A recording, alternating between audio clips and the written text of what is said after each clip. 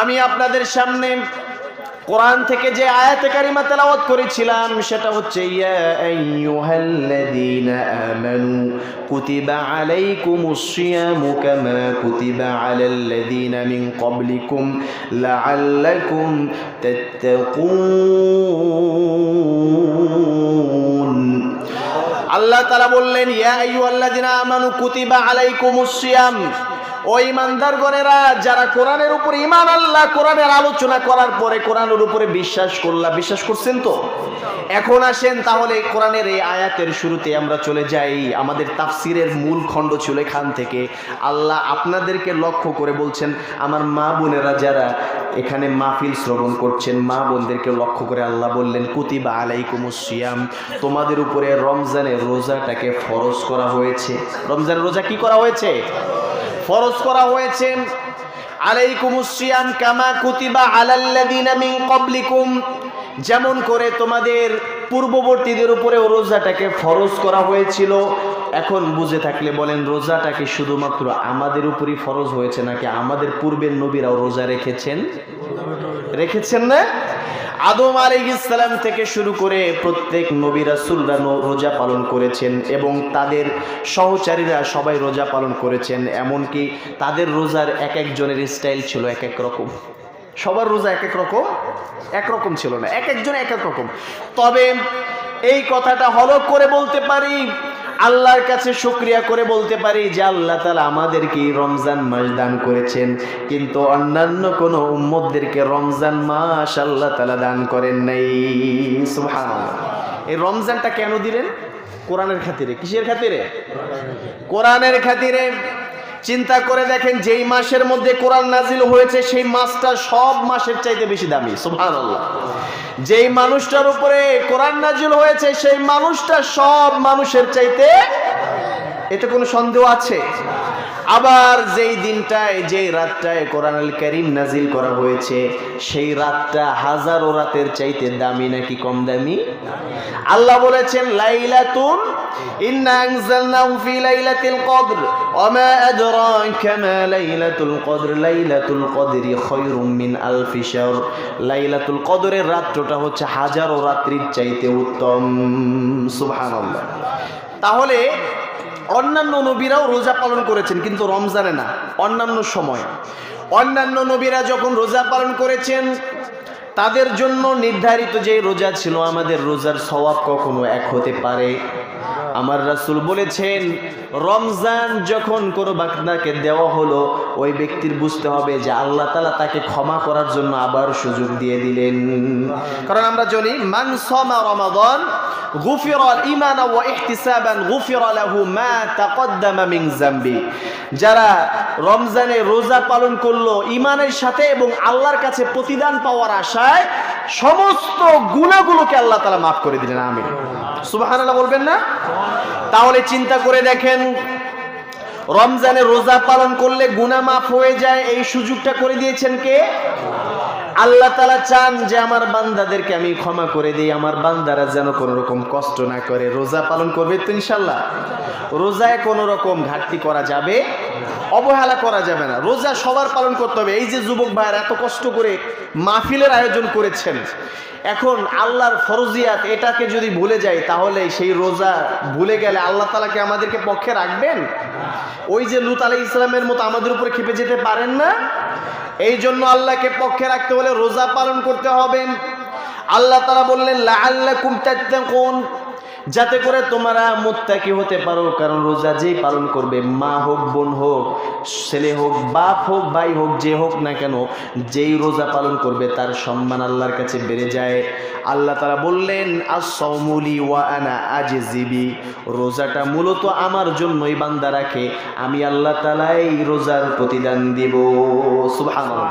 জান্নাতের মধ্যে অসংখ্য দরজা রয়েছে, সবচাইতে সম্মানের দরজার ভিতরে একটা দরজা হচ্ছে রাইয়ান। কি নাম? কি? রাইয়ান নামক দরজা। ফেরেশতারা জিজ্ঞেস করলেন, আল্লাহ এত সুন্দর করে বেহেশতটাকে সাজালেন, 11টা মাস সাজালেন রমজানের জন্য। ওই যে একটা সুন্দর গেট দেখা যায়, যে গেটটা দিয়ে আমাদের প্রবেশ করতে মন চায়, অন্যান্য মানুষও তো সেখান দিয়ে যেতে চাইবে। আপনি আল্লাহ তাআলা বলেন তো এই গেট দিয়ে কারা প্রবেশ করবে? আল্লাহ তাআলা বললেন, মান সামা রমাদান, আমার বান্দাদের মধ্য থেকে যারা রমজানের রোজা পালন করবে, ওই রোজাদার বান্দাদেরকেই একমাত্র এই গেট দিয়ে আমি আল্লাহ তাআলা জান্নাতে প্রবেশ করাবো। এরপরে শুধু কি তাই, রমজানে যেই ব্যক্তি রোজা পালন করবে, আল্লাহ তাআলা বললেন অন্যান্য মাসে নফল ইবাদত করলে তার 10 গুণ সওয়াব সে পেয়ে যেত। কয় গুণ? এখন যদি একবার সুবহানাল্লাহ বলি কয়বারের সওয়াব পাবো? মান জাআ বিল হাসানাতি ফালাহু 10 আমসালিহা, যে ব্যক্তি একটা নেকির কাজ করবে তার জন্য 10 বার নেকির সওয়াব তাকে দান করা হবে। সুবহানাল্লাহ। ওমান জাআ বিস সাইয়্যাতি ফালা ইউজজা ইল্লা মিসলাহা, যদি কেউ পাপ কাজ করে তাহলে একটা পাপ লেখা হয়। সুবহানাল্লাহ বলবেন না? আমার আল্লাহ তাআলা এই দিক থেকে আমাদের উপরে দয়া করেছেন কি করেন নাই? আপনাদের ঘুম পাচ্ছে? একটু কষ্ট দেই, কিছু মনে করিয়েন না। যদি রাগ না করেন একটু হাতটা উঁচু করেন তো, সবাই দেখতে চাই কে কে ঘুমায়। লিল্লাহি তাকবীর, লিল্লাহি তাকবীর। হাত নামান। কষ্ট পেয়েছেন? এই যে অনেক সময় বসে আছেন, একটু নড়াচড়া করলে ঘুম ভেঙে যায়, নইলে ওয়াজ তো ভুল শুনলে আবার ঝামেলা হওয়ার আশঙ্কা আছে না নাই? এটা বলছিলাম, রোজা যেই ব্যক্তি পেল সেই ব্যক্তি সব কিছু পেয়ে গেল, এই কথাটা আমার নয়। রোজার ভিতরে একটা নফল ইবাদত করলে আল্লাহ তাআলা বলেন ওই ব্যক্তিকে একটা ফরজ হুকুম আদায় করার সওয়াব দান করা হয়। সুবহানাল্লাহ। সাহাবীরা উৎসুক হয়ে প্রশ্ন করলো, হুজুর তাহলে ফরজ আদায় করলে কি হবে? আল্লাহর রাসূল বললেন, যদি কেউ একটা ফরজ হুকুম আদায় করে 70টা ফরজ আদায় করলে যেই সওয়াব, সেই সওয়াব তাকে দান করা হবে। খুশি তো আমরা ইনশাআল্লাহ? এরপরে শুধু এই পর্যন্তই নয়, আমার রাসূল বললেন, ও সাহাবীরা, ও আমার উম্মতেরা, তাসাহহারু ফা ইন্না ফিস সাহুরি বারাকা, যখন সাহারির সময় হয়ে যায় তখন রমজান মাসে সাহারি খাও, কারণ সাহারির মধ্যে রয়েছে বরকত। সাহারির ভিতরে কি আছে? বরকত, বারাকা রয়েছে। আপনি সাহারি খাবেন, অনেকে আছে আমরা অলসতা করি, সাহারি খেতে চাই, আরে কালকে এখন ঘুমাবো, নিয়ত করে ঘুমাবো, কালকে উঠে ফজরের নামাজ পড়বো, সুতরাং রোজা হয়ে যাবে, এখনই তো খাইয়ে ঘুমাইতেছি। কিন্তু আমার প্রিয় ভাইয়েরা, এই নিয়মটা ঠিক না। যারা এই নিয়মটা করে তাদের বুঝতে হবে রমজান মাসে সাহারি খাওয়াটাও একটা ইবাদত। আপনি সাহারি খাচ্ছেন, প্রত্যেকটা দানায় দানায় আল্লাহ তাআলা আপনাকে সওয়াব দিবে। এরপরে সাহারিটা একটু দেরি করে খাওয়া সুন্নাত। সাহারিটা একটু কি করে খাবেন? সূর্য ওঠার পরে, তাই না? হ্যাঁ, সময় থাকতে খাইতে হবে তো, সময় থাকতে খেতে হবে। আমার রাসূল বলেছেন, সাহাবীরা বলেছেন যে রাসূল সাল্লাল্লাহু আলাইহি ওয়াসাল্লাম সাহারি খাওয়ার পরে 50 আয়াত কোরআন কারীম তেলাওয়াত করতে পারতেন, এরপরই ফজরের আজান দিত। সুবহানাল্লাহ। তাহলে সাহারিটা একটু দেরি করে খাবেন, কারণ আল্লাহ তাআলা চায় না বান্দাকে কষ্ট দিতে। আগে খাইলে কষ্ট হতে পারে। সাহারি খাইলেন। এখন কথা হচ্ছে, সাহারির সময় যখন উঠলেন, ওযু করতেছেন, তখন কল চাপাচ্ছেন, দেখলেন পাশের বাড়িতে লাইট জ্বলে না। আপনি যদি ওই ব্যক্তিকে ডেকে দিতে পারেন, ওই আব্দুল কুদ্দুস, আব্দুর রহমান, আব্দুল করিম, তাড়াতাড়ি ওঠো, সাহারি খাওয়ার সময় হয়েছে, এই যে ডেকে দিলেন, ওই ব্যক্তি আপনার ডাকে উঠে যদি সাহারি খেতে পারে, ওই ব্যক্তি সাহারি খেয়ে সারাদিন রোজা রেখে যে সওয়াব পাবে, আল্লাহ তাআলা আপনাকে ওই ডাকার কারণে সেই সমান সওয়াব দান করবেন। সুবহানাল্লাহ। ডাকবেন তো, নাকি কবেন জমনমে তো ঘুমা, কালকে আমার লগে তর্কাতর্কি করছো না, আজকে না খাইয়ে রোজা রাখবা, এরকম বলবেন নাকি? খবরদার, খবরদার, ডাক দিতে হবে, সব পাবেন। এরপরে সাহারি খাওয়া শেষ, সকালবেলা উঠলেন, সারাদিন কোরআন কারীম তেলাওয়াত করলেন, কিছু ছোটখাটো আমল করার চেষ্টা করলেন, কিন্তু যখন শেষ করে দিব ইনশাল্লাহ, সমস্যা নাই, একটু ধৈর্য ধরেন, একটু ধৈর্য ধরেন, আমি শেষ করে দিব। সাহারি খাওয়ার পরে, সারাদিন সাহারি খাওয়ার পরে নামাজ কালাম পড়ার দরকার আছে না? ফজরের নামাজও আদায় করতে হবে। প্রত্যেকটা ওয়াক্তের নামাজ ইমামের সাথে জামাতের সহিত আদায় করতে হবে, জামাত ছাড়া যাবে না। কারণ রোজা হচ্ছে 3টা বিষয়ের সমন্বয়ে। রোজা কয়টা বিষয়? আমরা অনেকে মনে করি শুধুমাত্র না খেয়ে থাকলে রোজা, আসলে রোজাটা এমন না। যদি আমি সাহরি খাই, সাহরি খাওয়ার পরে সারাদিন আর ইফতারের আগে কোনো খাবার কোনো পানীয় মুখে দিব না, এটা হচ্ছে রোজার প্রথম শর্ত। দ্বিতীয় শর্ত হচ্ছে আমি স্ত্রী স্বামী হই যেই হই না কেন শারীরিক জৈবিক চাহিদা মেটানোর জন্য দিনের বেলা উৎসুক হব। দিনের বেলা স্ত্রীর কাছে যাওয়া যাবে, মানে স্ত্রীর কাছে যাবেন কিন্তু শারীরিক সম্পর্ক করা যাবে, এটা হচ্ছে দ্বিতীয় শর্ত। তৃতীয় শর্তটা হচ্ছে যদি কেউ রোজাটাকে পরিপূর্ণ রাখতে চায়, সারাদিন সে কল্পনা করবে কোন কাজটা পাপ হয়ে যায়, কথা বলার আগে চিন্তা করবে, চলাফেরার আগে চিন্তা করবে, আরে আমার দ্বারা যেন পাপ না হয়, আজকে যেন পাপ না হয়, আমি রোজা। কারণ ওই যে পাপ থেকে বেঁচে থাকলো এটাও তার জন্য রোজার তৃতীয় শর্ত। কোন শর্ত? তাহলে রোজার শর্ত কয়টা? মূলত রোজার শর্ত হচ্ছে তিনটা। একটা হচ্ছে স্ত্রীর সম্ভোগ করা যাবে না, শারীরিক সম্পর্ক করা যাবে না। 2 নম্বরে সারাদিন কোনো কিছু খাওয়া যাবে না, পান করা যাবে না। তৃতীয়ত হচ্ছে সারাদিন পাপ কাজ হয় এমন কোনো কাজ করা যাবে। অনেকে আবার এই হাদিস থেকে একটু সুযোগ নিতে চায়, অনেকে বলে সারাদিন পাপ কাজ করব না, তবে ইফতারের পরে একটু যায়া, ঠিক না? আছে না? আমাদের ওদিকে আছে, আপনাদের মানুষগুলো ভালো নাও থাকতে পারে, সব জায়গায় আছে। এখন কথা হচ্ছে এই যে সারাদিন বেঁচে থাকার পরে ওই যে ফাঁকা ফুটায় যে একটা টান মারলাম, এই টান মারাটা মূলত প্রিয় ভাইয়েরা রোজার আদব না। কারণ একটু পরে আপনাকে তারাবি পড়তে যেতে হবে, কারণ তারাবি পড়লে সওয়াব আছে না? তারাবি পড়তে যখন যাবেন তখন মুসল্লিদের সাথে মুখে দুর্গন্ধ নিয়ে দাঁড়ালে একটু লজ্জা লাগবে না? একটু খারাপ লাগবে। আমার ফেরেশতারাও এটা লজ্জা পায়। ফেরেশতারা মুখে গন্ধ থাকলে তাকে সাহায্য করতে পর্যন্ত আসে না। এমনকি যদি সারাদিন আপনি মুক্ত থাকলেন, আপনার মুখের ভিতরে রোজা থাকার কারণে যেই দুর্গন্ধটা হয়েছে, এমনি সময় নামাজে যাওয়ার সময় দুর্গন্ধ থাকলে মুখের ভিতরে ফেরেশতারা আসতে চায় না। কিন্তু রমজানের দুর্গন্ধ সম্পর্কে আমার আল্লাহ তাআলা ফেরেশতাদেরকে সতর্ক করেছেন। কে করেছেন? আল্লাহ বলেছেন, ও ফেরেশতারা, আবার যেই বান্দা রোজা পালন করলো, রোজায় না খেয়ে থাকার কারণে তার পেটের ভিতরে খালি থাকার কারণে তার মুখের ভিতরে একটা গন্ধ সৃষ্টি হয়েছে, যেই গন্ধটা তোমাদের কাছে কিংবা মানুষের কাছে গন্ধ লাগলেও আমি আল্লাহ তাআলার কাছে আতিয়াবু মিনাল মিসকে আম্বরের চাইতেও বেশি সুঘ্রাণময়। সুবহানাল্লাহ। তখন ফেরেশতারা বলে যে আমরাও পছন্দ করলাম। তখন ওই ফেরেশতারা সারাদিন সমুদ্রের মাছ পর্যন্ত রোজাদারের জন্য দোয়া করতে থাকে, আল্লাহ ওই ব্যক্তি রোজা পালন করেছে, ওনাকে সবগুলোকে মাফ করে দেন। সুবহানাল্লাহ। এরপরে আপনি সারাদিন রোজা পালন করলেন, ইফতারের সময় যখন এসে যাবে, ইফতারটা একটু আগে আগে করা সুন্নাত। সাহারি খেয়েছি দেরিতে, এটা সুন্নাত ছিল, ইফতারটা একটু আগে করতে হবে, তবে সময় হওয়ার সাথে সাথেই কি করতে হবে। এই সময়টা করাটা কি সুন্নাত, তবে সময় হওয়ার আগে করা যাবে না। দরকার হয় সময়টা ভালো করে জেনে নেবেন।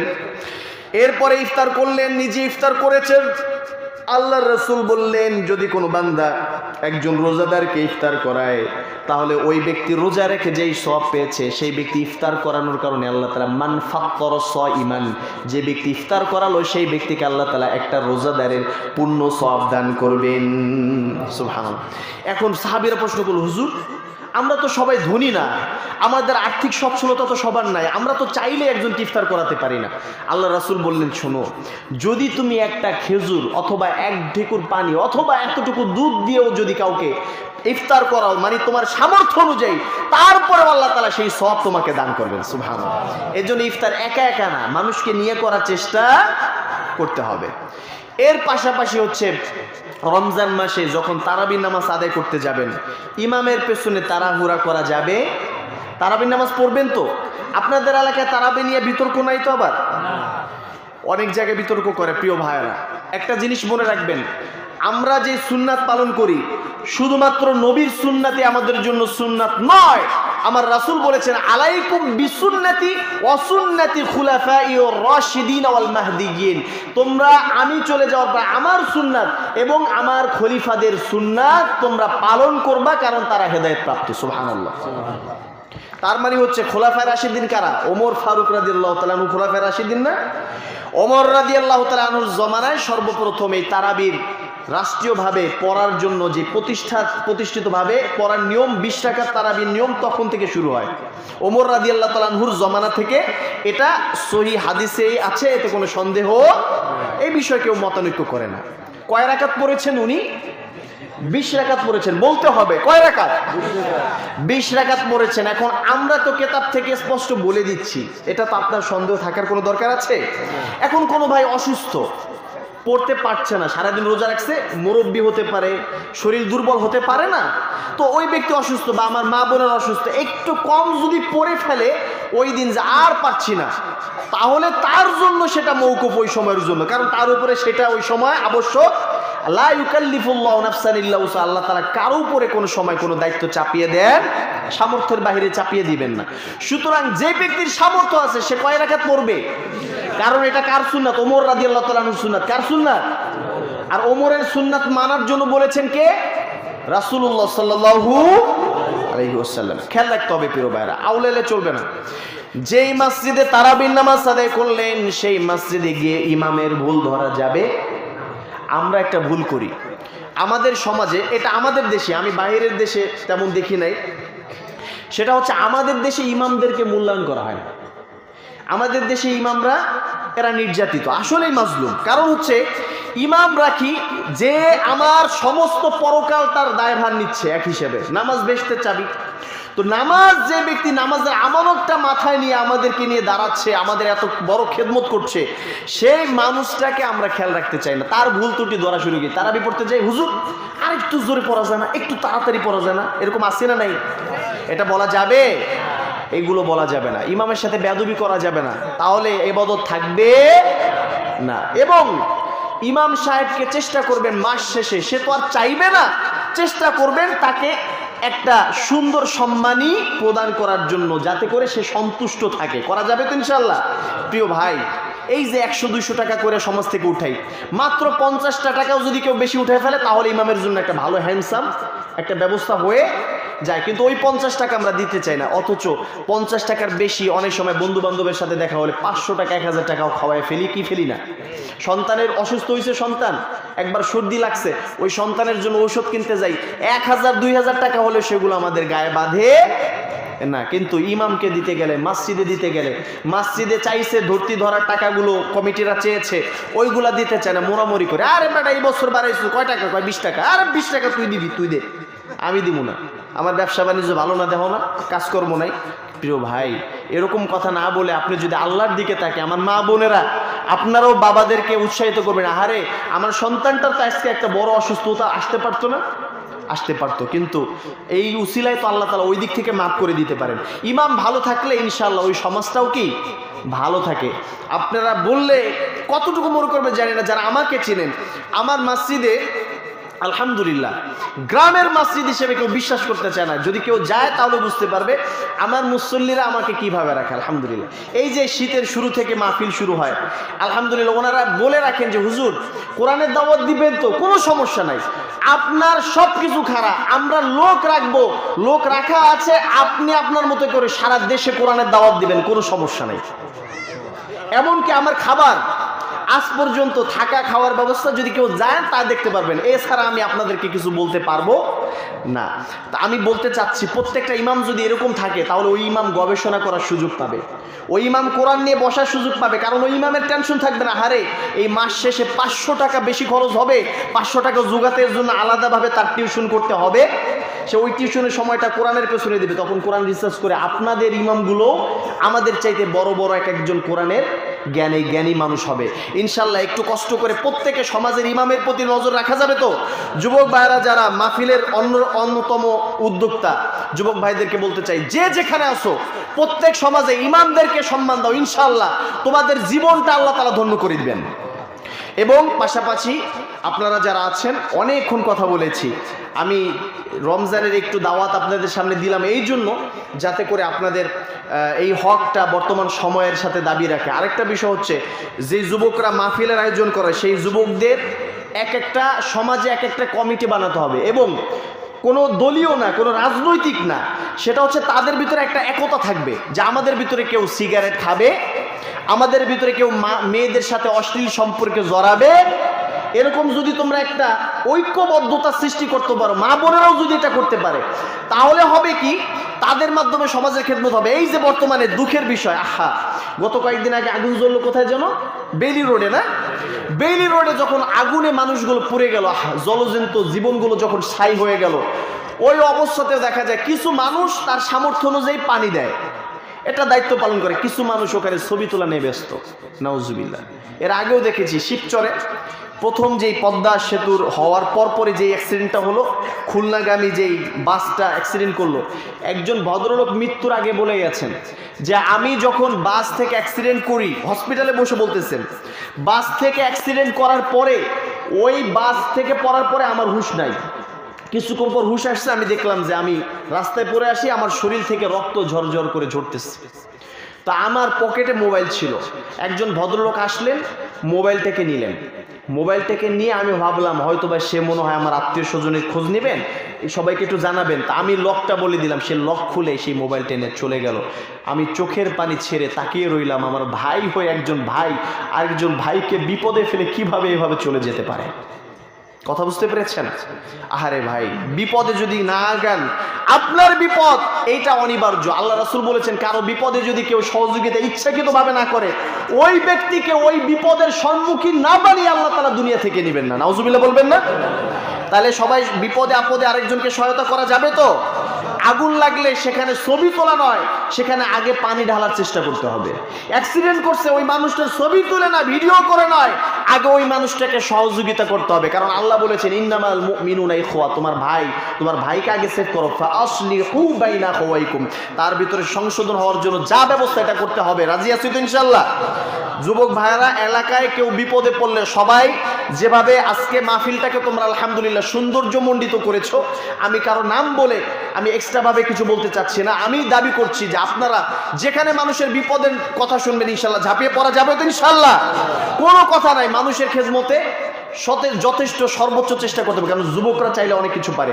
আল্লাহ তাআলা আমাদের সবাইকে, আমার মা বোনেরা এসেছেন, মা বোনদের জন্য ওয়াজ হচ্ছে, মা বোনেরা রমজানে পুরুষদের মাথা ঠান্ডা রাখার জন্য সর্বোচ্চ চেষ্টা করবেন।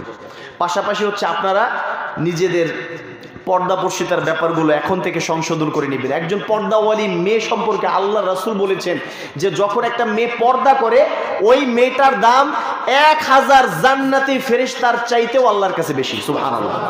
আবার যদি কোনো মেয়ে ইচ্ছাকৃতভাবে আল্লাহর বিধান ছেড়ে দেয়, যে হুজুররা বলে বলুক, আমার স্বামী বলে বলুক, আমি শুনবো না, আমি আমার মতো করে সবকিছু চলাফেরা করবো, অমুকের সাথে কথাবার্তা বলবো, এরকম বলে, আল্লাহ রাসূল বললেন ওই মহিলার দাম অনাকাঙ্ক্ষিতভাবে 1000 নগণ্য ফেরেশতা যারা জাহান্নামের দ্বাররক্ষী তাদের চাইতেও নিচে নেমে যায়। নাউজুবিল্লাহ বলে। কথাটা বুঝতে পেরেছেন? প্রিয় ভাইয়ারা, একটু কষ্ট করে খেয়াল রাখবেন, মা বোনেরাও খেয়াল রাখবেন, ছাত্র ভাইয়েরা যারা আছো, যতটুকু আলোচনা করলাম ইনশাল্লাহ আল্লাহ তাআলা আমি গোলাম সহ আপনাদের সবাইকে এর উপরে আমল করার তৌফিক দান করুন। সবাই বলে আমিন। সুবহানাকাল্লাহুম্মা বিহামদিকা আশহাদু আল্লা ইলাহা ইল্লা আনতা আস্তাগফিরুকা ওয়া আতুবু ইলাইক। দোয়া করতে হবে এখন? আচ্ছা, আমরা দোয়া করব, তার পূর্বে আমরা দুরূদ শরীফ পাঠ করব। আর অনেক ভাইয়েরা দাঁড়িয়ে আছেন, হয়তো বা জায়গা পেছনে নাই, যদি একটু সামনে আসি তাহলে সবাই বসতে পারবে, দোয়ায় অংশগ্রহণ করতে পারবে। আমরা একটু জিকির করতে করতে সামনে আসি। লা ইলাহা ইল্লাল্লাহ, জোরে লা ইলাহা ইল্লাল্লাহ, লা ইলাহা ইল্লাল্লাহ, লা ইলাহা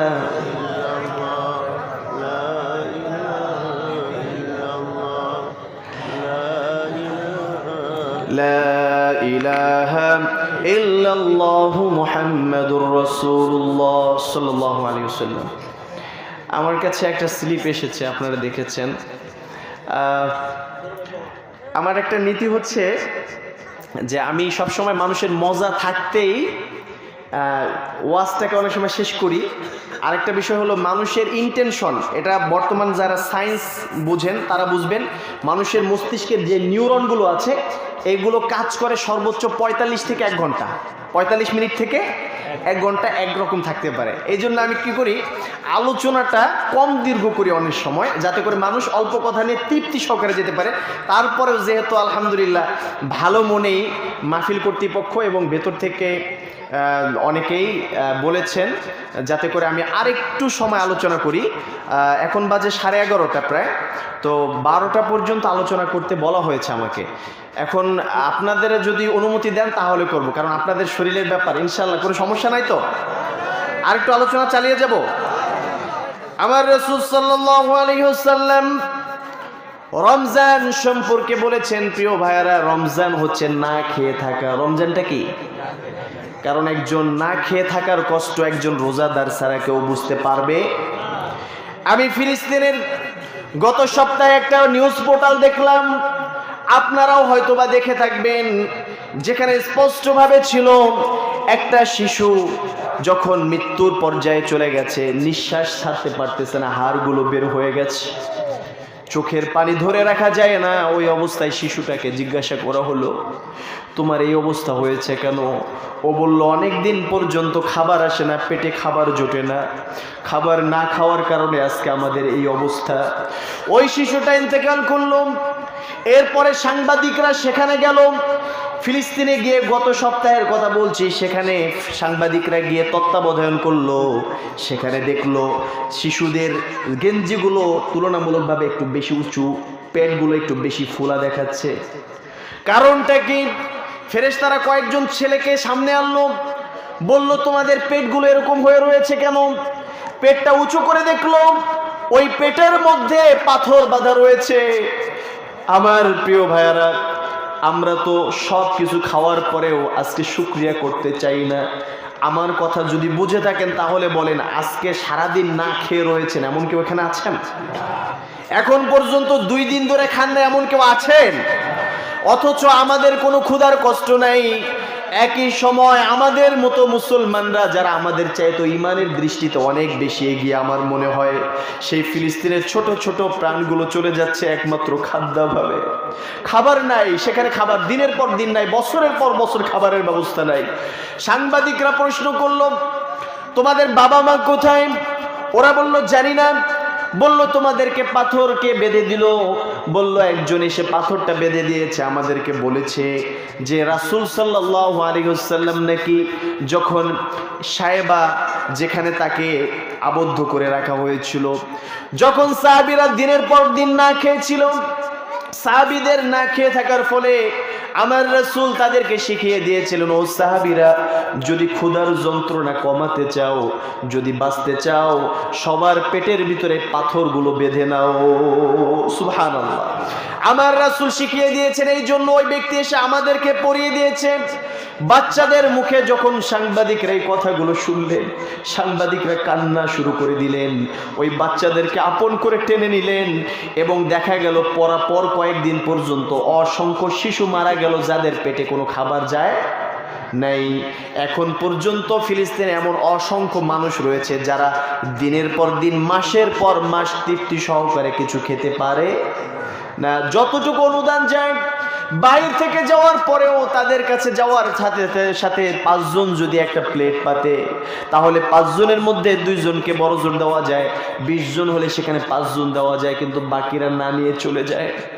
এই যে না খেয়ে যন্ত্রণা সহ্য করছে, প্রিয় ভাইয়ারা, রোজার কথাগুলো এই জন্য আপনাদের সামনে বলি, আমরা যদি রোজা পালন করি তাহলে বুঝতে পারবো আমার ভাইয়ারা, না খেয়ে থাকার যন্ত্রণাটা কত বড়।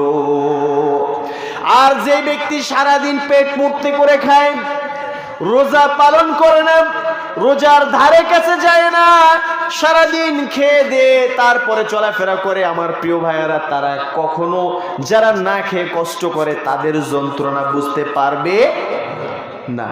প্রিয় ভাই, আমার মনে হয় অন্যান্য রমজান অবশ্যই গুরুত্বপূর্ণ ছিল, এই রমজান আমাদের জন্য আরো বেশি গুরুত্বপূর্ণ। কারণ আমাদের ভাবা উচিত, একই সময় যখন আল্লাহ তাআলা আমাদের পেটগুলো পূর্তি রেখেছেন, আমাদের খাবারের পরেও যখন দেখা গিয়েছে খাবারগুলো ওভারলোড হয়ে, খাবার বেশি হয়ে যাওয়ার কারণে ওয়েস্টেজ খাবারগুলো আমরা ফেলে দেই, নর্দমায় ফেলে দেই, কিন্তু ঠিক একই সময়ে ফিলিস্তিনের অসংখ্য শিশুগুলো আজকে না খেয়ে দিন যাপন করছে, দিনের পর দিন সেই খাবারটাও পাচ্ছে না।